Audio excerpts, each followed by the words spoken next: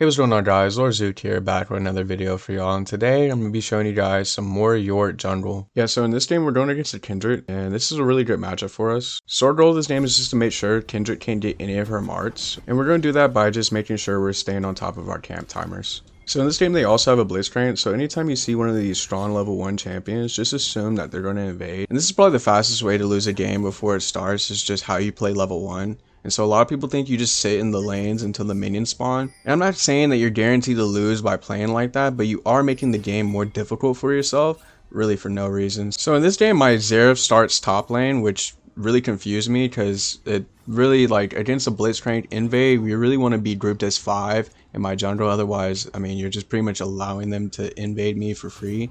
And it's going to be much harder for me to go into their jungle after they've invaded me. So without a team to defend my jungle, I can't really do too much here but give up the red buff. So usually you would go take Kindred's red buff or start your blue. But this game I take kind of like a risky decision. I honestly didn't expect the Kindred to path like this straight towards me after the red. And we wound up coin flipping the fight and winning. And so it's pretty good for us. I mean, it's just not the best way to start the game. Yeah, so we're actually really lucky that we got the kill there and our red buff back. But we really don't get anything besides that. So I think the main point here is just, why are we giving up bot side of the map? I mean, we know the Blitzcrank is probably going to want to look for a level 1 invade. So why are we playing level 1 top? Especially in this scenario when we're talking about a level 1 Mundo and a level 1 Xerath versus a level 1 Gangplank, that's not going to get you a kill. You're not securing a kill. And there are a couple supports that can play level 1 top. But Xerath just isn't that champion. I mean, this is, even with the champions that it works for, it's a pretty cheap strategy, and most of the time it's not going to work. And that's not to say it can't happen. I'm just saying, like, generally I don't see why we made that decision instead of, you know, maybe just grouping up and defending the invade. So the Mundo's playing really aggressive right now, which I really wouldn't suggest you guys do early on in the game. Like, I'm not really interested in trying to go invade the Kindred and, you know, get caught out in her John. And so I know Kindred's going to be a little behind since she died in our jungle. So I'm going to go invade her blue side, expecting that either she didn't take her red yet or she would just go for her mark top side.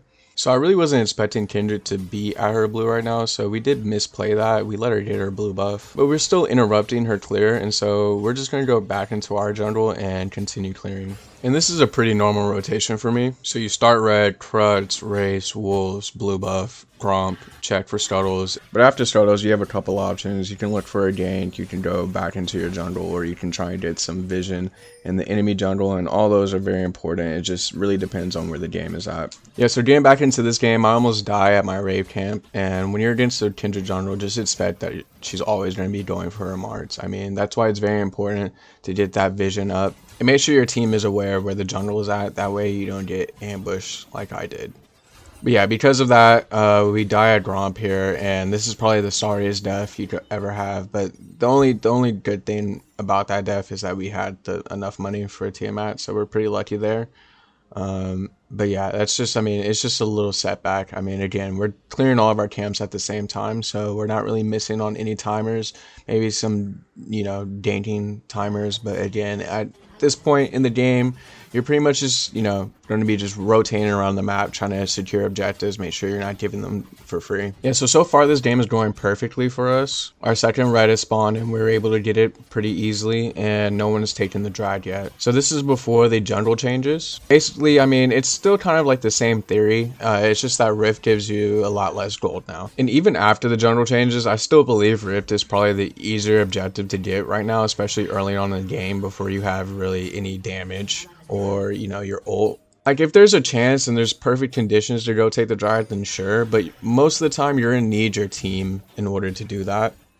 Just always make sure you're thinking of, okay, what is the worst case scenario here? Like, yes, getting the first dragon is important, but what happens when I carry my bot lane, carry my mid lane, and we just all die inside the pit and lose the drag? Or even if we did the drag, I mean, is that really still a winning situation? And so I try to avoid situations like that, and you don't want to give the drag for free, but it's very hard. I mean, I'm okay with letting the first drag go. It's not that serious, and especially when, you know, you don't really know what the other team is doing. So yeah, when the rift is about to spawn, I would definitely start looking towards the drag or just beeline straight to the rift. And like whenever you're taking an objective, it's very important to look at where your lanes are at and who has prio. Basically all that means is which lane is pushing. But don't think because your lanes aren't in prio that you cannot take an objective. Because there's still a chance that their general is not paying attention, and so you might be able to get away with a free rift. So we were able to secure the rift pretty easily. We did get caught on vision, and so it's not perfect. Basically, all that's going to happen is after you take the rift, they'll just go rotate straight to the drag, and that's a perfectly normal trade. Yeah, so here we know the Kindred's going to probably come for a march. She just came from the drag, and she's going to have help, so we're going to call over the Zera.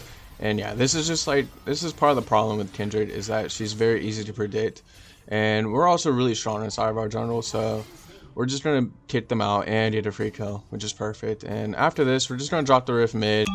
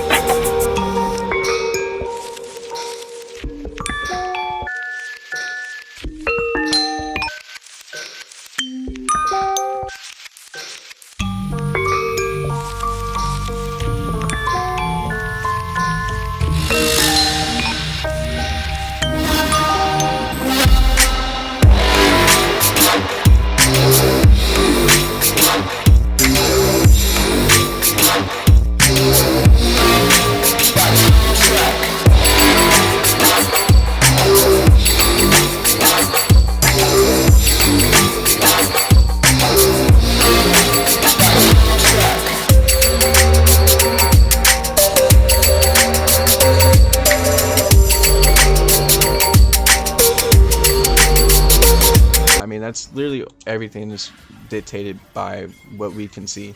Yeah, so on the first two drives and rifts, you're pretty much going to be training them out for each other. We do have the vision here, and our team is starting to push the Kindred off, and so we want to just start making our way over to the rift. Now that it's later in the game, we're going to be able to secure kills a little bit easier because we now have the damage. And we just want to play it out and see what happens. I mean, we really can't start the rift. They have Struggle Vision and their team is also grouped up on it. And so we're just going to wait and see what happens. Luckily, the Kindred comes into our jungle. And for us, this is just pretty much a free kill. Now, she does have the game plank, and I don't think he rotated over in time. But I don't think she expected us to have this much damage either, and so she's going to drop her ult, try to save her life, and we're just going to wait it out. Yeah, so we really don't have much of a choice here but to take the rift, even with the vision. I mean, I think their team has walked away from it, and I mean, this is just kind of, it's very risky, but because we're losing bot lane as hard as we are, we really have no other choice. And yeah, this game was really weird. I mean, I was still kind of upset based off of how my team played level 1 and just basically how this Zera just gave up his lane, but we still haven't given up in the game. I mean, we're mad.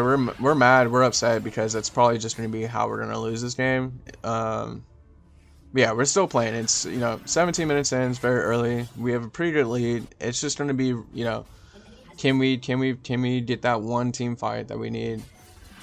So now that our smite is evolved, it's going to be very easy for us to clear our camps, and this is part of the reason why I call Yorick the Kindred killer, is because with us farming like this, it's going to be very hard for Kindreds to get any marts in the game outside of, you know, her ganks. After that back, we finally have built Soreldas, and that's going to be pretty much all you need on Yorick is Soreldas and Hydra, and you really can build any mythic. I prefer to build Triforce just because it gives you a lot of damage and doesn't make you like too easy to kill. But the choice is really yours. You have tank options, you have lethality options, whatever you want to do.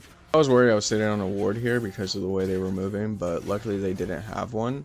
And that's a perfect example of why Sorelda's Hydra is really all you need on Yorick. We insta-killed the Blitzcrank, and we could have finished the Kindred, but she had help. We're actually really lucky that the Nico missed her snare there. Yeah, so we are going to have to use Flash to get away, but it's a whole lot better than dying. And at this point, we're just looking for a lane to drop Rift at. The Drag spawning, you probably could just drop the Rift to try and, you know, distract them from the drag. You just don't see enough vision in the river right now, especially with the support sitting mid. It's just weird. You really don't want to go for drags like that. I mean, it looks like Baron is probably the best objective for us to take, but again, the team is just not grouped up at all. Giving up one drag is better than giving up one drag and 4 deaths, and so most of the time you can just kind of give up the drag and you'll be perfectly fine for the rest of the game. And so we know they're at the drag, they're grouped up at the drag in the river, and so we're just going to drop the Rift mid and again go for the invade here. Yeah, we're going to get caught on vision here. You got to be careful when you're taking cross like that because the wave will show vision on you. And so, again, this is before the major jungle nerfs. And so, Baron's a lot harder to take. At this point, Yorick was able to solo the Baron on spawn with 2 items. He probably still could, but yeah, I mean, a lot of people underestimate how easy it is to take Baron because you can take Baron like very fast with a team. And really, you can take it with just 2 people too. So, it's very easy to sneak, and yeah, I saw a window of opportunity there, and I decided to take it. Yeah, so we're gonna see Gameplank and Blitzcrank over at Sten top lane. We're just gonna run in behind them and take the free kills.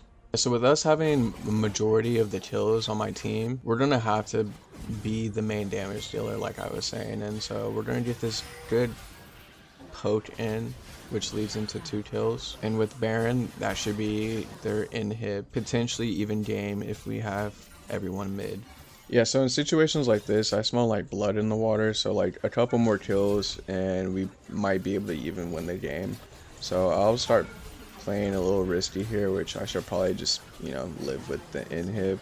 Yeah, so I'm gonna have to live with the inhib here. The Nico does give me a free kill here, and I'm pretty sure we could have won the game if my team had grouped up, but that's okay. We're just gonna have a little bit longer of a game, which, you know, is a little dangerous. You can be easily, this game can easily still be lost even with our positioning. More importantly, it's just going to be very easy for their team to defend their base. There's not going to really be much for us to do outside of try and secure their objectives. But yeah, we're going to exit the base because, you know, they're all respawned, and we're just going to keep, you know, clearing. I only want to do this because, well, a couple reasons. I want to make sure that I'm not taking my foot off the gas even with this lead, just in case, you know, something does happen. I also want to make sure that I'm clearing them faster so that way they respawn faster, so that way I can get more XP and gold. So you'll see I have 3,000 gold and probably should have backed, but I'm not really thinking that we have to fight for this drag. Yeah, so I really don't know how they could fight for this drag with the wave pushing in their base like this. All we need to do is just have one person stop their recalls at this drag, and we pretty much just win the game by pushing up mid. I also like to do Baron at this time, but Baron's not up, but you just don't want to sit here and watch them do the dragon. It's really just like a waste of time. You either fight for this drag or you move off of it. It's like a thing I see all the time is like my team will just sit at a dragon that they can't even fight for. And it's just the biggest waste of time, in my opinion. I also really like taking Baron at this time, especially when you have more dragons than another team. Yeah, so we wind up giving a free kill there, which sucks, but, you know, our team is just not doing anything. Like I said, we could have definitely won the game if somebody had just ran up mid with the wave. But again, we're just going to be pretty much waiting for the next objective to spawn, which is Baron. Yeah, I'm pretty shocked that they were able to get that dragon for free. With their inhibs down, it should be really hard for them to secure any objective. And so that's why we're going to go for this Baron here, assuming that we have an advantage. And if they come to this Baron, basically all we do is just push up mid and win the game. They only have 2 towers defending their Nexus. It's really easy. Yeah, so we're going to go ahead and start this Baron. And like I said, they shouldn't really be able to contest it. They should let it go. But they do run over here. And this is literally game. Like, I don't even understand how this game could last any longer. With 3 people dead, Baron, Super minions pushing in their base. This should be game. So yeah, back to that part where I just see blood in their base and I have to go for it. And so we get baited by the Nico to get one shot. Even though we just inted there is no way our 4 teammates are not in the game right there. Let alone just get one tower. I mean, Inhib did respawn, but again, they had 4 people dead. It's way too difficult to play this game sometimes. Yeah, so even though the team couldn't finish the game there, we're pretty much full build at this point. Your last item can really be whatever you want it to be. I'm going for GA here because I know I'm going to have to basically be every role. I'm going to have to pick up my team, put them at the nexus, and I can't afford to die. But, you know, some other items I like are, you know, Collector, Shojins, Hole Breaker, really anything. Seriously, like, you're pretty much done with your build after Black Cleaver, so you can build anything you want, whatever the game needs you to build. Yeah, so they're starting to group up for the Dryad. And again, we really don't even need to fight for this Dryad. If my team just groups up mid right now, the game is literally over. Like, what dragon are they fighting for? Really only one inhib in a tower standing in front of us, and somehow my mid lane still ends up in top lane, which, I mean, is also another reason why we're not fighting for that Dryad, because if all 4 of us die, it's just... It's pretty bad. And so they have one person defending their base. We're gonna just try and push in. I mean, we really just need to deal damage onto him, and we could probably get some damage out on the tower. But yeah, this is just a lack of awareness by my team. I mean, if they just literally fight or stall them at the drag, I mean, the gameplay was clearing the ways with the Malzahar and a Yorick. You can kind of push them back pretty easily, and Malzahar does R too, so we really wanted to end the game there. It's unfortunate we didn't, and we did give up soul there, but there was really nothing we can do with being one person short on that drag. Yeah, so this is just pure desperation on my part. I'm just trying to rush the game, and I get caught out for it. Yeah, so this is a pretty old game, and I was pretty pissed while playing, I think for a lot of reasons, but it definitely started with that level 1. So I'll leave a link to the live stream where I played, and you can hear my, you know, live commentary on the game if you want. But I'm just not really sure, you know, what else I need to do, you know, in order for us to win here. I thought, you know, this game should definitely be over at this point, but, you know, the team just keeps, you know, split pushing and really just kind of like sitting around. I think we've missed like at least 2 or 3 good opportunities to win this game.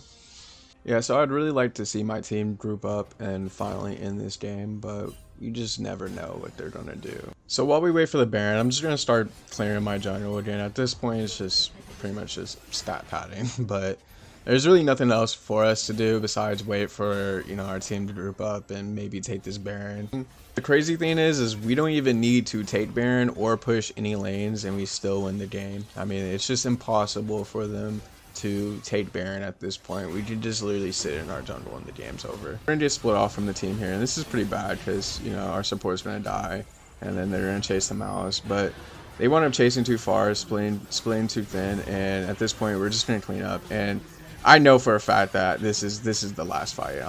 I'm so happy. I'm like rushing to the nexus, dude. I don't even care. We had the Mundo split pushing, and yeah, I was so ready for this game to end. It was just, you know, dealing with the support really was just really infuriating. So we'll look at the post game here. Yeah, this is why I said numbers never lie, because you can look at the damage, highest damage on the team, and I also tanked more than my tank did. Also 6k gold lead on their John. So that's gonna do it for me, guys. You guys let me know what you guys thought about my game. I thought I had a pretty good game. I mean, I definitely ended towards the end there, but overall, you know, it got me the win, right? So until next time, peace.